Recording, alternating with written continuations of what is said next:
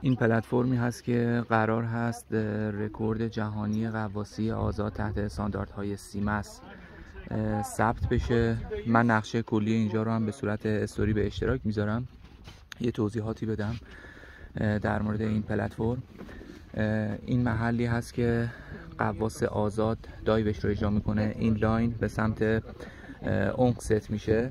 این استوپر هست، جایی که لندیارد غواص گیر میکنه و پایینتر نمیتونه بره. این باتن پلیت هست که ورزشکار باید تگ رو حتما بکنه با خودش بالا بیاره. این چراغ قوه‌ای هست که چون تو اینجا نور نداریم، نور میندازه که ورزشکار بتونه تگ ها رو ببینه. و این دو دوربین هست برای بررسی قسمت آخر دایو.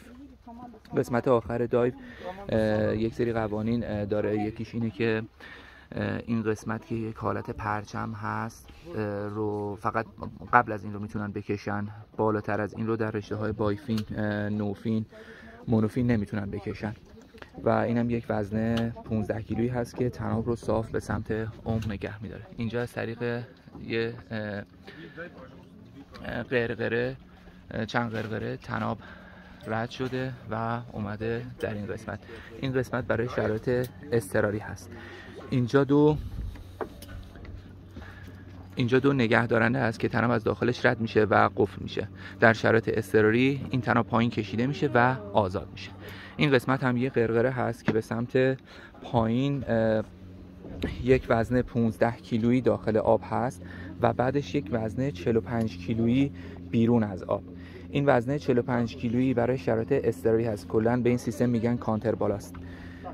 زمانی که حالا با چک کردن بعضی از فاکتورها مثل زمان غواصی یا هر چیز دیگه متوجه بشن که برای غواص توی اعماق زیاد مشکلی پیش اومده که غواصای ایمنی نمیتونن برن و غواص رو بیارن بالا، این کویک ریلیز کشیده میشه، این وزن داخل آب میفته و این رو هم آزاد میکنن. از این ور وزنه به سمت پایین میره، 65 کیلو وزنه، و از اون ور غواص با سرعت 1.5 متر تقریبا در ثانیه به سمت بالا کشیده میشه.